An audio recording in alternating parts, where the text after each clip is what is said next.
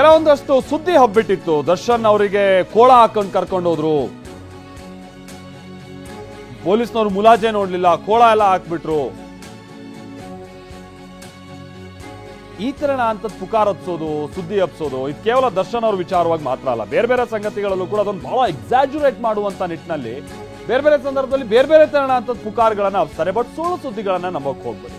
ಯಾಕಂದ್ರೆ TV9 ಈ ವಿಚಾರಕ್ಕೆ ಸಂಬಂಧಪಟ್ಟಂಗೆ ಬಹಳ ನಿಖರವಾದಂತ ಸುದ್ದಿಯನ್ನ ನೀಡ್ತಾ ಇತ್ತು.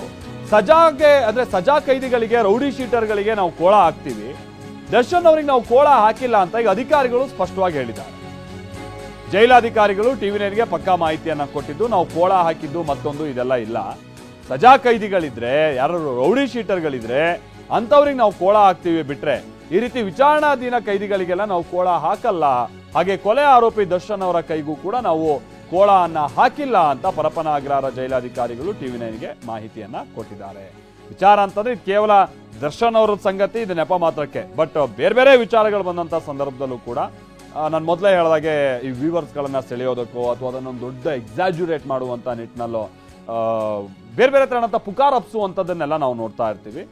ಬಟ್ ಯಾವ ಕಾರಣಕ್ಕೂ ಇಂಥ ಸುಳ್ಳು ಸುದ್ದಿಗಳನ್ನ ನಂಬಕ್ ಹೋಗ್ಬಾರ್ದು. ಅದರಲ್ಲೂ ಸುದ್ದಿ ಅಂತ ಅಂದ್ರೆ ಪಕ್ಕಾ ಸುದ್ದಿ, ಅದು TV9.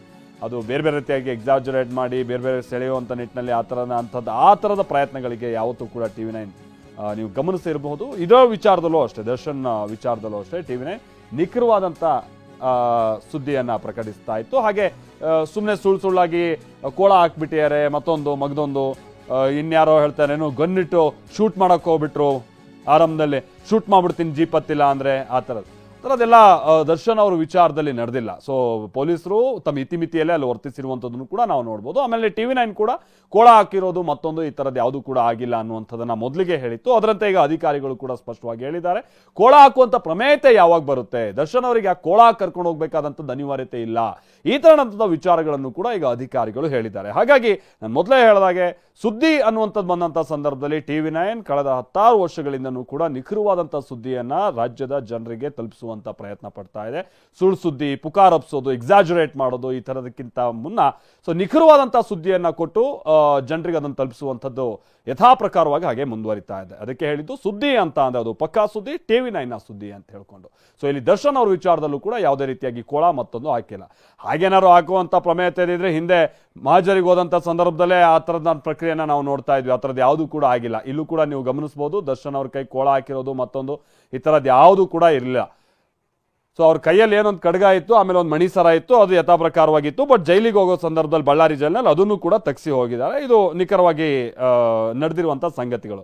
ರಾಮ್ ನಮ್ಮ ಪ್ರತಿನಿಧಿ ಇದಕ್ಕೆ ಸಂಬಂಧಪಟ್ಟಂಗೆ ಮತ್ತಷ್ಟು ಡೀಟೇಲ್ಸ್ ಅನ್ನ ಕೊಡ್ತಾರೆ. ರಾಮ್, ಅಂದ್ರೆ ದರ್ಶನ್ ಅವ್ರ ವಿಚಾರದಲ್ಲಿ ಕೋಳ ಕರ್ಕೊಂಡು ಹೋಗ್ಬಿಟ್ರು, ಬಹಳ ಕಠಿಣವಾಗಿ ಪೊಲೀಸರು ವರ್ತಿಸ್ಬಿಟ್ರು, ಅಂದ್ರೆ ಅನಿವಾರ್ಯತೆಯನ್ನ ಮೀರಿ ವರ್ತಿಸ್ಬಿಟ್ರು ಅನ್ನುವಂಥ ರೀತಿಯಾಗೆಲ್ಲ ಕೆಲ ಸುದ್ದಿಗಳು, ಪುಕಾರ್ಗಳು ಹಬ್ತಾ ಇತ್ತು.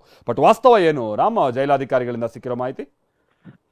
ಮತ್ತೆ ರೇಣುಕಾಸ್ವಾಮಿ ಕೊಲೆ ಪ್ರಕರಣದಲ್ಲಿ ಏಟು ಆರೋಪಿಯಾಗಿರುವಂತಹ ದರ್ಶನ್ ಅವರು ಪರಪ್ನಾರ ಜೈಲಿನಲ್ಲಿ ರಾಜತೀರ್ಥ ಪ್ರಕರಣ ವಿಚಾರವಾಗಿ ಇಂದು ಬೆಳಿಗ್ಗೆ ಸುಮಾರು 4:30 ಸುಮಾರಿಗೆ ದರ್ಶನ್ ಅನ್ನ ಬಳ್ಳಾರಿ ಜೈಲಿಗೆ ಸ್ಥಳಾಂತರಿಸಲಾಯಿತು. ಸ್ಥಳಾಂತರಿಸುವ ವೇಳೆಯಲ್ಲಿ ACP ಅಧಿಕಾರಿಗಳ ಭದ್ರತೆ ಸ್ಥಳಾಂತರಿಸಲಾಯಿತು. ದರ್ಶನ್ಗೆ ಕೈಗೆ ಯಾವುದೇ ಅಂತಹ ಬೇಡಿ ಧರಿಸದೆ ದರ್ಶನ್ ಅನ್ನ ಕರೆದುಕೊಂಡಿದ್ದು. ಅಂದ್ರೆ ದರ್ಶನ್ ಈ ಪ್ರಕರಣದಲ್ಲಿ ಮರ್ಡರ್ ಕೇಸ್ ಪ್ರಕರಣದಲ್ಲಿ ಕೈಗೆ ಬೇಡಿ ಹಾಕದೆ ಕರ್ಕೊಂಡೋಗ್ಲಾಯಿತು. ಅಂದ್ರೆ ತೀರಾ ಪ್ರಕರಣಗಳಲ್ಲಿ ಮತ್ತೆ ಕೈದಿ ಅಂದ್ರೆ ಹೆಚ್ಚು ಪ್ರಕರಣಗಳಿದ್ದಿ ಮತ್ತೆ ಬಂದಿಖಾನೆ ಆಗಿರುವಂತಹ ಆರೋಪಿಗಳಿಗೆ ಬೇಡಿ ಹಾಕ್ತಾರೆ. ಸೊ ಇಂದು ಬೆಳಿಗ್ಗೆ ದರ್ಶನ್ನ ಶಿಫ್ಟ್ ಮಾಡುವ ವೇಳೆಯಲ್ಲಿ ಕೈಗೆ ಯಾವುದೇ ಕೋಡ ಧರಿಸದೆ ದರ್ಶನ್ನ ಬಳ್ಳಾರಿ ಜೈಲಿಗೆ ಶಿಫ್ಟ್ ಮಾಡಲಾಗಿದೆ. Maltesh, thank you Ramu. ನಾವು ಪ್ರತಿನಿಧಿ ರಾಮು ಕೂಡ ಹೇಳಿದಾಗೆ, ಅಂದ್ರೆ ಈ ಸಜಾ ಕೈದಿಗಳು ಅಂದ್ರೆ ಈಗ ಆಲ್ರೆಡಿ ಅವರಿಗೆ ಶಿಕ್ಷೆ ಪ್ರಮಾಣ ಎಲ್ಲ ಪ್ರಕಟ ಆಗಿರುತ್ತೆ, ಅವರು ಅಪರಾಧಿಗಳು ಅಂತ ಆಗಿರ್ತಾರೆ, ಜೊತೆಗೆ ರೌಡಿ ಶೀಟರ್ಗಳು ಇಂಥವ್ರಿಗೆ ಕೋಳ ಹಾಕ್ತಾರೆ ಬಿಟ್ರೆ ದರ್ಶನ್ ನೀವು ಅಲ್ಲಿ ನೋಡ್ಬೋದು ಕೂಡ TV9ನ ದೃಶ್ಯಾವಳಿಗಳಲ್ಲಿ ಬಹಳ ಕ್ಲಿಯರ್ ಆಗಿ ನೀವು ಗಮನಿಸ್ಬೋದು. ಯಾವುದೇ ಕೋಳ ಗೀಳ ಈ ಥರದ್ದು ಏನು ಕೂಡ ದರ್ಶನ್ ಅವ್ರ ಕೈಗೆ ಹಾಕೊಂಡಂಥದ್ದು ನಾವು ನೋಡ್ಬೋದಾಗಿದೆ. ಅಲ್ಲಿ ಯಾವುದೇ ರೀತಿಯಾಗಿಯೂ ಆ ಥರದಲ್ಲಿ ಪೊಲೀಸರು ವರ್ತಿಸಿಲ್ಲ ಕೂಡ.